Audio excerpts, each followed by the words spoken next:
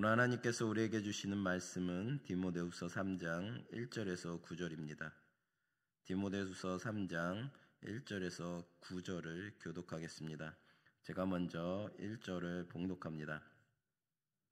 너는 이것을 알라. 말세에 고통하는 때가 이르러 사람들이 자기를 사랑하며 돈을 사랑하며 자랑하며 교만하며 비방하며 부모를 거역하며 감사하지 아니하며 거룩하지 아니하며 무정하며 원통함을 풀지 아니하며 모함하며 절제하지 못하며 사나우며 선한 것을 좋아하지 아니하며 배신하며 조급하며 자만하며 쾌락을 사랑하기를 하나님 사랑하는 것보다 더하며 경건의 모양은 있으나 경건의 능력은 부인하니 이 같은 자들에게서 내가 돌아서라. 그들 중에 남의 집에 가만히 들어가 어리석은 여자를 유인하는 자들이 있으니 그 여자는 죄를 중히 여지고 여러 가지 욕심에 끌린 바 되어 항상 배우나 끝내 진리의 지식에 이를 수 없느니라. 얀네와 얀브레가 모세를 대적한 것 같이 그들도 진리를 대적하니 이 사람들은 그 마음이 부패한 자요 믿음에 관하여는 버림받은 자들이라. 함께 읽겠습니다. 그러나 그들이 더 나아가지 못할 것은 저 두 사람이 된 것과 같이 그들의 어리석음이 드러날 것임이라. 아멘. 할렐루야. 오늘은 경건의 모양이 아닌 경건의 능력으로라는 제목을 가지고 여러분과 함께 나누기를 원합니다. 사랑하는 성도 여러분, 우리가 살아가는 이 시대를 한마디로 표현하자면 무엇이라 말할 수 있을까요? 세상은 눈부신 과학과 문명의 발전을 자랑하지만 동시에 그 어느 때보다 혼란과 불안 그리고 도덕적 붕괴가 심각한 시대입니다. 기술은 발전했으나 사람의 마음은 점점 메말라가고 지식은 늘어가지만 참된 진리는 점점 잊혀지고 있습니다. 사도 바울은 오늘 본문에서 이러한 시대를 가리켜 말세에 고통하는 때가 이르리니 라고 경고합니다. 그는 단순히 세상에 재난이 많아지고 전쟁이나 질병이 많아진다는 의미로 이 말씀을 한 것이 아닙니다. 그보다 훨씬 근본적인 문제, 곧 사람의 내면이 하나님으로부터 멀어지고 타락해가는 영적 의기를 말하고 있는 것입니다. 바울은 젊은 목회자 디모데에게 이 사실을 알려주며 그 시대를 살아갈 하나님의 사람의 자세가 어떻게 해야 하는지를 가르치고 있습니다. 오늘 우리도 같은 말씀 앞에 서 있습니다. 말세의 시대를 살아가는 우리는 어떤 마음으로 신앙을 지켜야 할까요? 바울의 말씀을 통해 중요한 교훈을 나누고자 합니다. 바울은 1절에서 내가 이것을 알라라고 시작합니다. 여기서 알라는 단순한 정보 전달이 아니라 영적 자각과 경각심을 의미합니다. 성도는 시대를 분별할 줄 알아야 합니다. 말세에 고통하는 때가 이르리니 바울은 분명히 말합니다. 그리스도의 재림이 가까워질수록 세상은 더 어두워지고 악은 더 교묘해질 것이라고 경고하고 있습니다. 고통하는 때라는 말의 헬라어는 할레포스라고 말합니다. 즉 극도로 위험하고 다루기 어려운이라는 뜻을 지닙니다. 그만큼 말세는 성도에게 신앙을 지키기 어려운 시대가 될 것이라는 의미입니다. 그러나 사랑하는 여러분, 이 고통의 시대는 하나님의 구속 역사가 완성되어 가는 과정 속에 있는 시기이기도 합니다. 사단은 자신의 최후가 가까움을 알고 발악하지만 그리스도께서는 오히려 그 고통 속에서 성도의 믿음을 연단하시고 진짜 믿음과 가짜 믿음을 가려내십니다. 그러므로 우리가 겪는 환난은 단순한 시련이 아니라 우리의 신앙이 진짜인지 증명하는 믿음의 시험대입니다. 바울은 로마서 5장 3절과 4절에서 이렇게 고백합니다. 환난은 인내를, 인내는 연단을, 연단은 소망을 이루는 줄 알미로다. 고난이 올 때 그 속에서 믿음을 지키는 자에게 하나님은 반드시 승리의 면류관을 예비하십니다. 그러므로 환난을 두려워하지 마십시오. 그것은 멸망의 전조가 아니라 영광의 문 앞에 선 자에게 주어지는 마지막 연단인 것입니다. 성도 여러분, 말세에는 분명 우리에게 고난과 고통이 따를 것입니다. 고통하는에 해당하는 원어가 갖는 의미처럼 육체적인 고초와 더불어 정신적인 괴로움도 있을 것입니다. 그리스도를 믿는 믿음이 있기에 받을 수밖에 없는 고통이 있을 것입니다. 이는 미래적인 일이 아니라 하나님의 재림을 앞둔 우리의 현실에서 일어나는 것입니다. 지금도 성도이기에 받는 육체적, 심리적, 정신적 고통이 있을 수 있습니다. 이러한 때에 최후 승리를 위해 더욱 진리의 말씀을 붙들고 장래의 영광을 바라보며 믿음 가운데 인내하시는 저나 여러분 되시기를 바랍니다. 바울은 2절부터 말세의 인간상이 어떤지를 구체적으로 설명합니다. 사람들은 자기를 사랑하며 돈을 사랑하며 자랑하며 교만하며 부모를 거역하며 감사하지 아니하며 거룩하지 아니하며 총 19가지의 악한 성향이 나열되어 있습니다. 그중 첫째가 자기를 사랑하며입니다. 모든 죄의 뿌리는 자기 사랑에서 시작됩니다. 하나님보다 자신을 더 사랑하고 이웃보다 자신의 이익을 우선시하는 마음에서 모든 죄가 비롯되는 것입니다. 둘째는 돈을 사랑함입니다. 바울은 디모데전서 6장에서도 돈을 사랑함이 일만하게 뿌리라고 경고했습니다. 물질은 중립적이지만 그것이 우리의 우상이 될 때 하나님을 대신하여 우리의 마음을 지배하게 되는 것입니다. 또한 자랑과 교만, 비방, 불순종, 감사하지 않음, 거룩하지 않음은 모두 하나님과의 관계가 끊어진 인간의 내면을 보여줍니다. 결국 이런 사람들은 쾌락을 하나님보다 더 사랑하게 된다고 오늘 본 말씀 4절에 나와 있는 것입니다. 이것이 바로 현대 사회의 자화상입니다. 우리는 그 속에서 믿음의 사람으로 어떻게 살아가야 합니까? 세상과 타협하지 말고 말씀 위에 굳게 서야 하는 것입니다.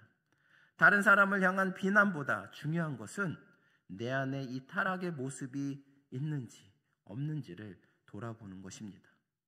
진리의 거울에 나 자신을 비춰보는 것이 참된 경건의 시작입니다. 바울은 이어서 말합니다.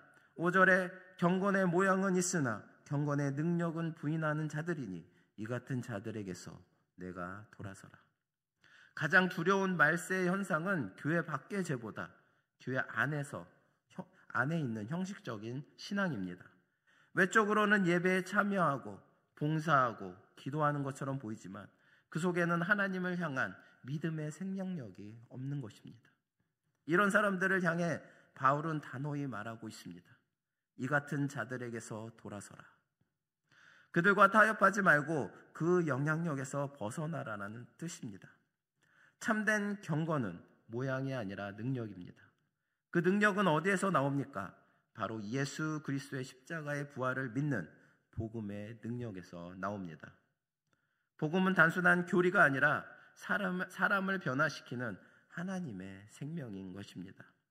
오늘 우리 사회가 이토록 부패하고 병든 이유는 기독교 신자가 부족해서가 아니라 경건의 능력이 결여된 신자가 많기 때문입니다.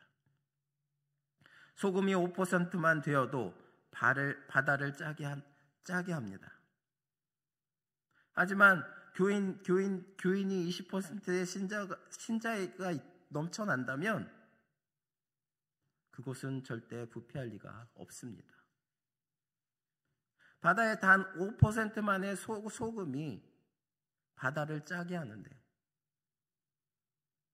비록 적은 수의 신자가 진정으로 하나님을 따르는 참 제자가 있다면 이 교회는, 이 나라는 절대 부패하지 않습니다. 문제는 소금이 소금답지 않기 때문에 문제인 것입니다. 성도가 성도답지 않고 하나님의 자녀가 하나님의 자녀답지 않기 때문에 문제가 되는 것입니다. 우리는 경건의 모양만이 아니라 능력 있는 신앙으로서 살아가야 합니다. 그리스도의 생명력이 내 안에 흐르고 그분의 말씀과 사랑이 내 삶을 변화시키는 신앙, 그것이 진정한 경건입니다. 사랑하는 성도 여러분, 우리는 경건의 모양만 있는 자가 되어서는 안 됩니다. 우리는 경건의 능력이 있는 자가 되어야 합니다.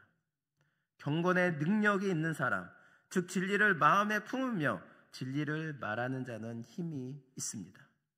소경이 소경을 인도하는 것은 무익한 것이지만 영적인 진리를 아는 자의 외침과 도움은 힘이 있습니다. 이러한 자의 예배와 찬양과 기도와 말씀은 능력이 있습니다. 모양뿐 아니라 거기에 진리와 진리를 추구하는 진실된 열정이 있기 때문에 그렇습니다. 이를 기억하시면서 우리는 경건의 능력과 모양 모두를 갖춰 힘있게 사는 성도가 되도록 날마다 주님께 나아가야 될 것입니다. 오늘 본 말씀 6절을 보면 바울은 거짓 교사들의 특징을 이렇게 말하고 있습니다. 남의 집에 가만히 들어가 어리석은 여자를 유인하여. 여기서 주목할 단어는 가만히입니다.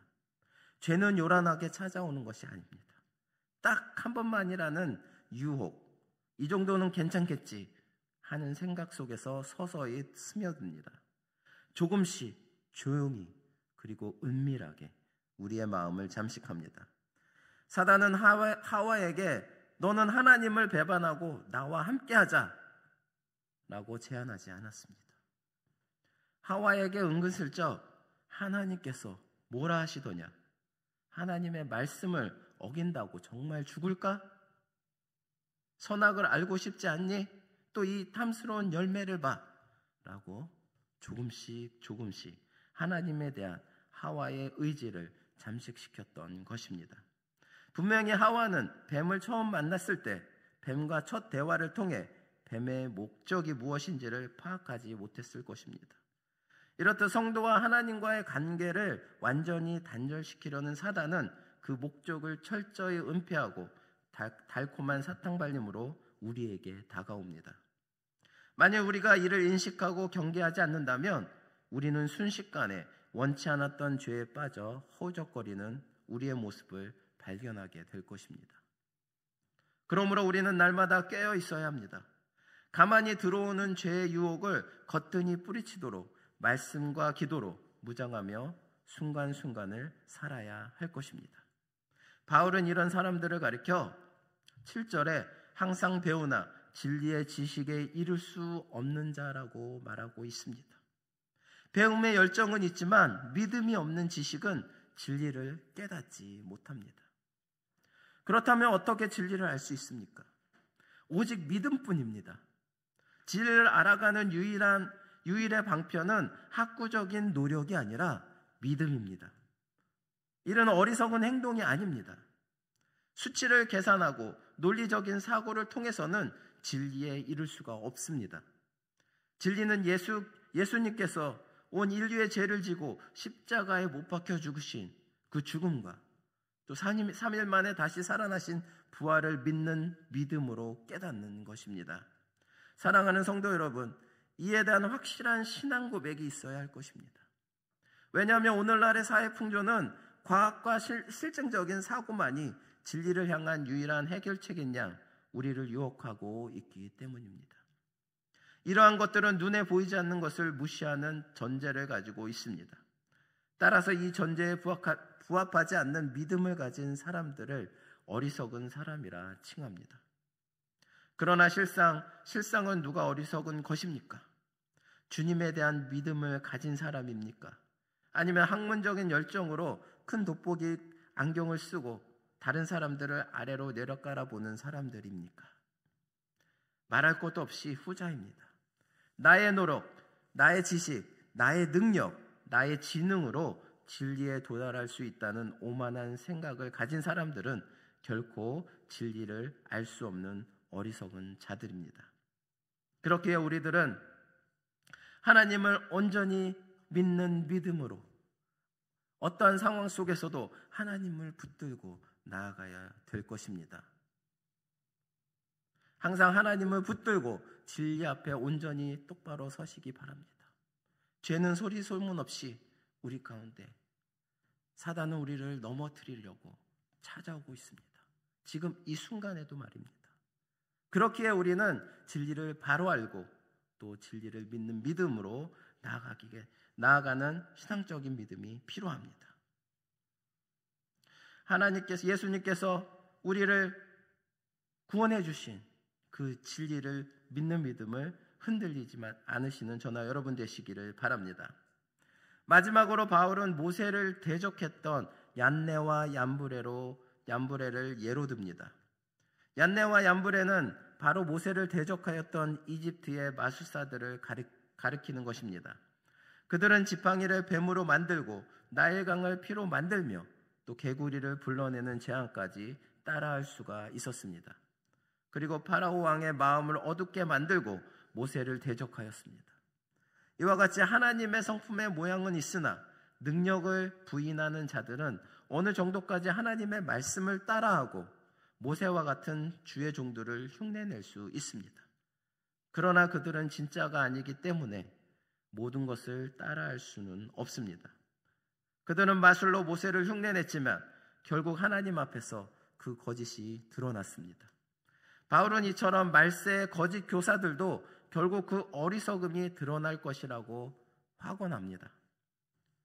거짓은 진리처럼 가장할 수 있습니다. 그러나 진리의 빛 앞에서는 영원히 그 가장을 숨길 수는 없는 것입니다. 하나님의 때가 되면 모든 위선과 거짓은 무너지고 오직 예수 그리스도의 진리만이 영원히 빛날 것입니다. 사랑하는 성도 여러분, 지금 세상에는 수많은 거짓 교리와 이단 사이비가 존재합니다.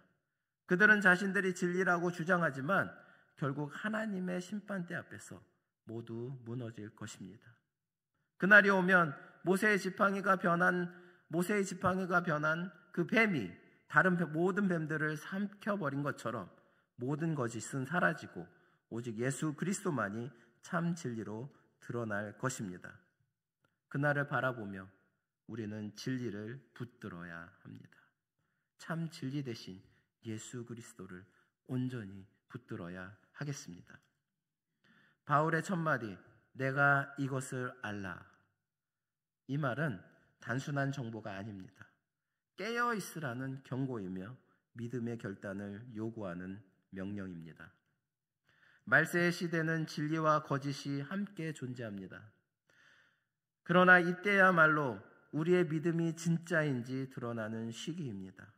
시험과 환난은 우리의 믿음을 정금같이 만들기 위한 하나님의 도구인 것을 기억하시기 바랍니다.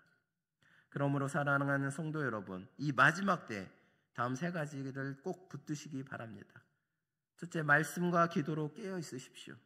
죄의 유혹은 가만히 다가오므로 항상 경계해야 합니다. 두 번째로, 경건의 모양보다 경건의 능력을 추구하시기 바랍니다.